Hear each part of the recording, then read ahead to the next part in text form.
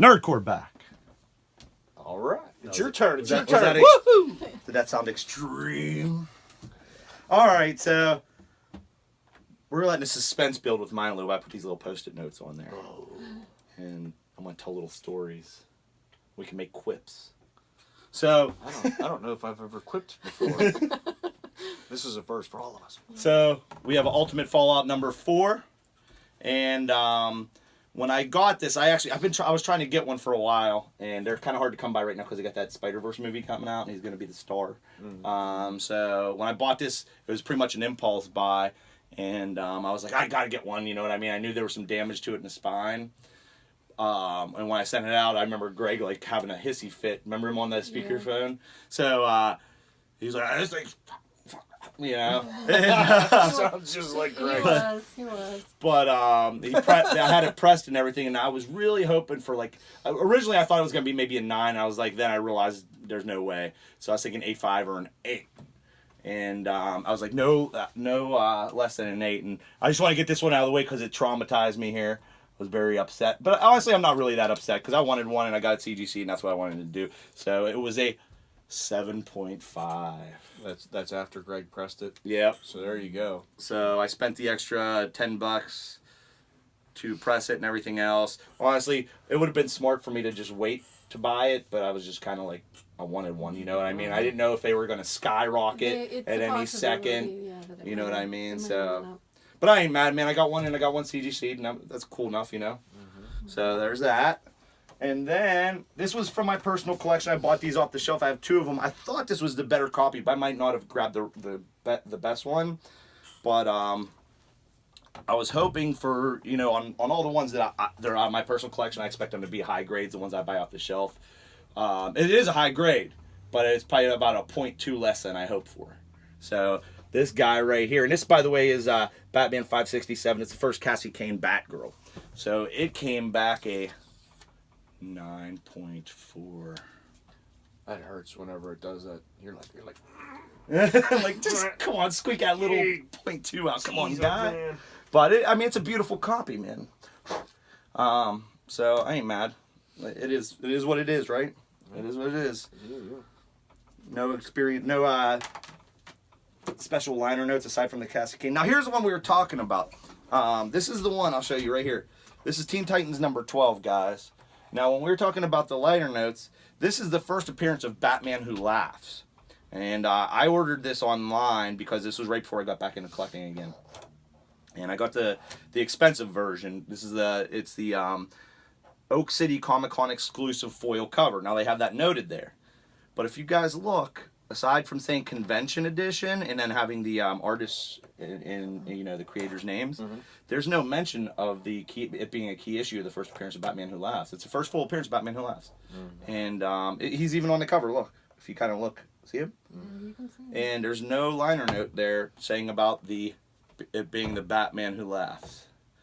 But it's a foil cover. DC has it on the front and back. And you guys know as well as I do, these foil covers, man, this is one of the reasons I wanted to send this out right away. They're so fragile, man. You know what I mean? A little bit of pressure. And scratch up easy. Oh, yeah. So I wanted that thing encapsulated, boom, right now. And I was extremely...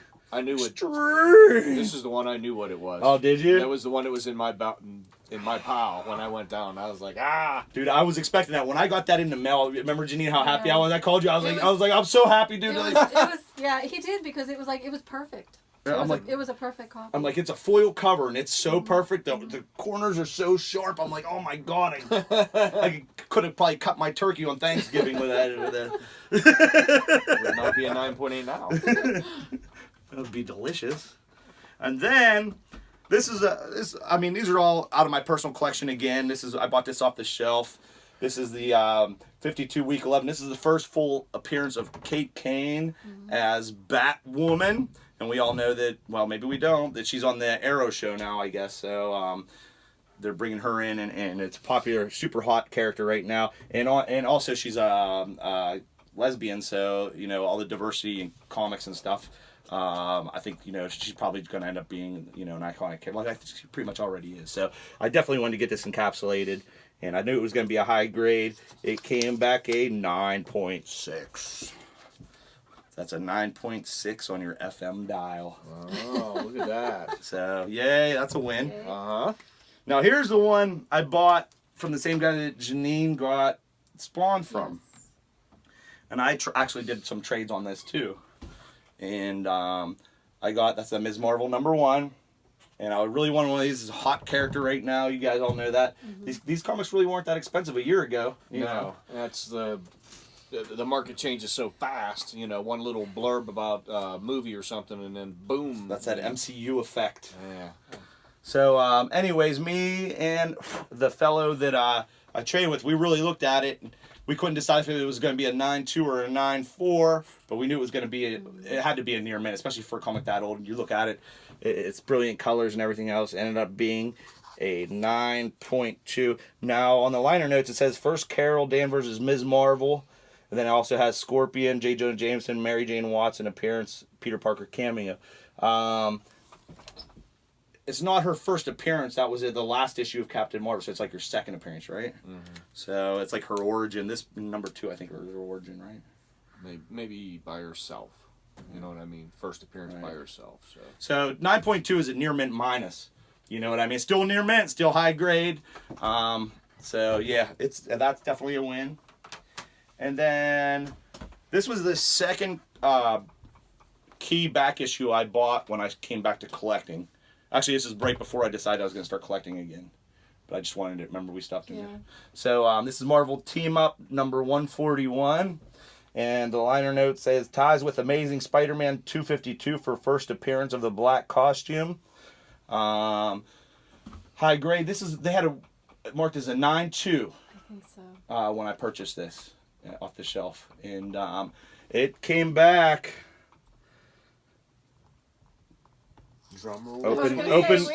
Open sesame, 9.6. And you know what? I made the mistake of telling the guys, I was like, you guys had that marked as a 9.2. It came back at 9.6. And I was like, and I just looked at it, I go, I should have never told you that because now you guys aren't going to be as strict with the grading. Mm-hmm. So, but they probably will be, you know. They're set in their ways, man. They're purists. Yeah.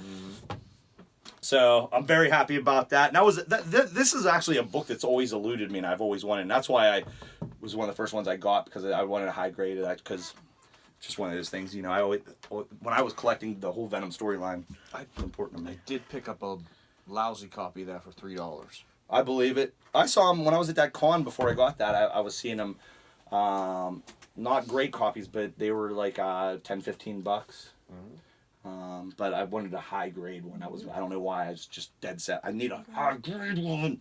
So, and then to round things out, this is Amazing Spider-Man #10 or 4. I'm sorry, and his first appearance of Cindy Moon is Silk. Did you see it? Oh yeah.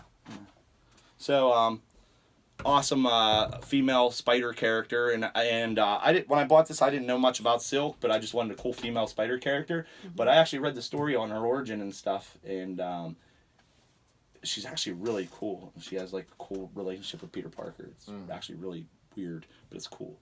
But anyways, they had this marked as a 9.4 when I purchased this off the back issue rack from the same retailer, and it came back at drumroll please. 9.8. So that's a win, right? That's a win. Dude, that's purty. Hey, you better quit telling them. I bought these somewhere else and then brought them back. Yeah, I didn't want. I had to buy a different copy from another retailer because you guys graded it too. I'll bring in the 9.4. But yeah, so. I don't know. It was a good time. It's a lot of money, but dude, that's worth it. Don't you think? Oh, absolutely. I think yeah. You know, now, like I said, when you encapsulate these things, now you don't have to worry about them ever getting damaged. They're always going to retain their value, unless you do something stupid. You know.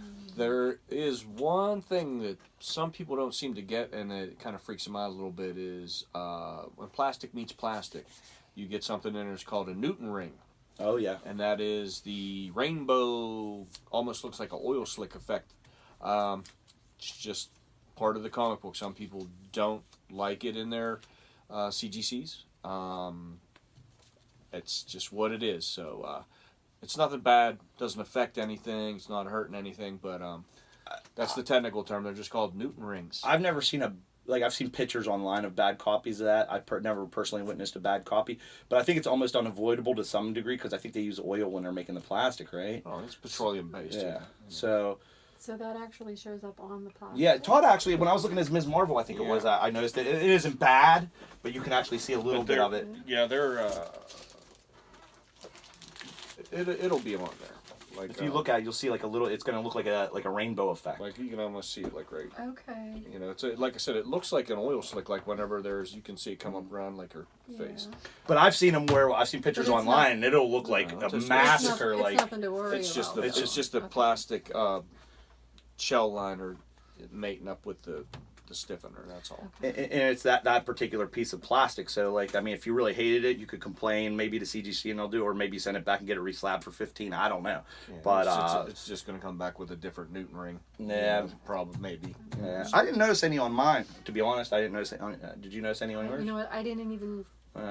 Sometimes I didn't know that was a thing, so. But they're on there. I mean, they're going to be on there, but usually they're minimal, man. You don't. When you get it in a sharp light, sometimes they really show up. It's nothing. Yeah, nothing to worry about. Yeah. So is that everything, guys? That was a lot of fun. Yeah, we did. I thought it was gonna be like a half-hour video. I think it was like an hour and a half. Yeah, we got it'll be longer. We got another batch out in the wild, ready to come in. So. Yep, I dropped off 5 last night. Janine dropped off 2. How many did you drop? Or you didn't drop any more? You still had just out. I still had 9 out, and I think I dropped 4 more off. You still have 1 out. Oh yeah, I have 1 out too. A Hulk 182, and I'm gonna send like 3 more. Did that go out under my batch? Or yeah, that's under your batch. Okay, so they'll call me on that one. Okay. But I'm gonna send out 3, maybe 4 more next time I go down. Maybe next week. But I think because they're Bronze Age, are gonna take a little longer to get back. Yeah, there doesn't seem to be any real rhyme or reason on like how they do them. It seems like the older ones are under more scrutiny, so they take a little bit more time. But you know, I got this one back out of the same batch in what's that, 79, 78. So they're all over the map. Can't always guarantee you're going to get it just because of the production date. Hey, you know, I've heard different takes on this too, different rumors on how they grade, and again, it's all opinion.